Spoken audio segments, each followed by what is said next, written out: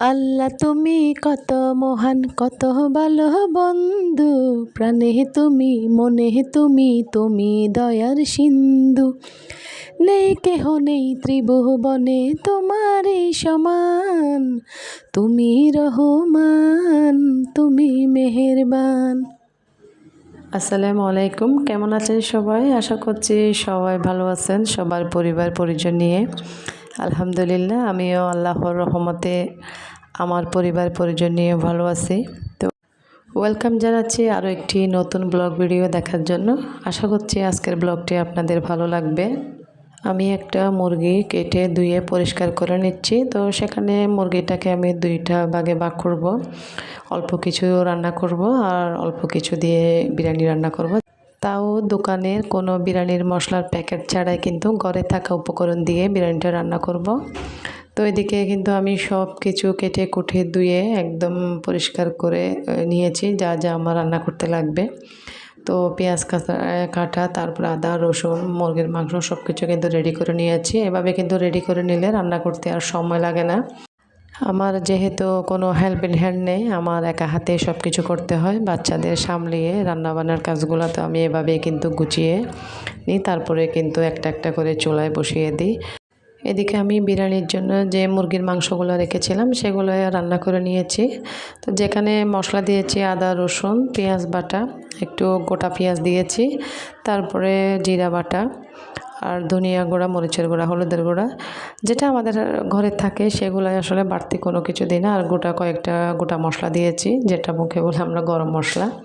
তো সেটা দিয়ে চাল দিয়ে আমি গরম পানি দিয়ে, আর যে দেখতেই পাচ্ছেন কিছু গাজর কুচি দিয়েছি।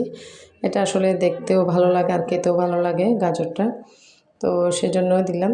এরপরে কিছু গোটা গোটা পেঁয়াজ আমি বড় বড় করে কেটে দিলাম। এরকম বিরিয়ানি কিন্তু আমাদের চট্টগ্রামে বেশি রান্না করা হয়।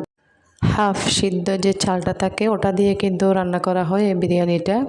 তো আমার বাসায় কিন্তু আতপ চাল দিয়ে রান্না করা হচ্ছে, কারণ হাফ সিদ্ধ যেটা থাকে সেটা কিন্তু আমার বাচ্চারাও খায় না, আপনাদের ভাইও খায় না। তো সে কারণে এভাবে করে রান্না করতেছি। বিরিয়ানি বা পোলাও রান্না করতে গেলে কিন্তু একদমই চুলা থেকে সরে যাওয়া যাবে না, যেহেতু লেগে যাওয়ার সম্ভাবনা থাকে। তো সব সময় কিন্তু একটু একটু করে নেড়ে চেড়ে দিয়ে দিয়ে কিন্তু এটা হতে হয়। তো যখন আসলে পানি কমে আসে এরপরে আমি একটা প্লাস্টিকের যে পলিথিন থাকে সেটা কিন্তু একটু করে মুড়ে দিলাম, ছোটো করে দিয়ে চুলাটা। এদিকে আমার মুরগির মাংসটাও রান্না করে ফেলেছি অল্প করে। যারা আমার আগের ভিডিও দেখেছেন হয়তো তারা জানবেন, আমার বাসা আসলে বিরিয়ানির সাথে যে কোনো একটা ঝোলের তরকারি লাগে, সেটা মুরগি বা গরুর মাংস হোক। তো এদিকে আমি কিন্তু সালাদ লেবু এগুলো কেটে নিচ্ছি। আসলে বিরিয়ানিতে সালাদ ছাড়া বাবাই যায় না, বিরিয়ানির সাথে সালাদ করতে হবে। তো এদিকে আমি এগুলো কেটে নিচ্ছি, খুব তাড়াহুড়া করে কিন্তু কাজগুলো করেছি, যেহেতু প্রায় 1-1:30 বেজে গেছে। আপনাদের ভাইয়া কিন্তু নামাজ পড়ে কিন্তু ভাত খেতে বসে যায়। তো সবাইকে ফাঁকে একটা কথা প্রতিবারের মতো মনে করে দিতে চাই, প্লিজ ভিডিওতে একটি লাইক দিয়ে দেবেন। আর যারা আমার চ্যানেলে নতুন ভিজিট করেছেন প্লিজ চ্যানেলটি সাবস্ক্রাইব করে আমার পাশে থেকে যেতে পারেন। আর যারা অলরেডি দুটো কাজই করে ফেলেছেন তাদেরকে অসংখ্য অসংখ্য ধন্যবাদ, আমার প্রিয় আপু ভাইয়াদের। তো আমি এখানে আমার মেয়েকে বাদ দিয়ে দিচ্ছি, এটা বড় মেয়ের জন্য। ও কিন্তু কাচের প্লেট ছাড়া খায় না, ওর একটা বদ অভ্যাস বলতে পারেন সেটা।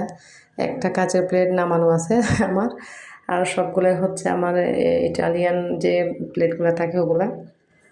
আসলে আজকের বিরিয়ানিটা অনেক মজা হয়েছিল। তো যে দুপুরে যেগুলো রান্না করেছি সেগুলো তো খাওয়া হয়ে গেছে, তো অল্প কিছু ছিল। তারপরে বাচ্চারা কিন্তু বিকেলে গরম দিয়ে খেয়ে ফেলেছে।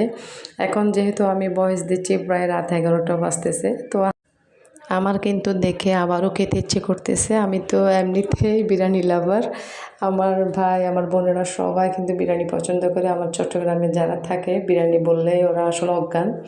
তো আজকে এতটুকু, আল্লাহ হাফেজ, আসসালামু আলাইকুম।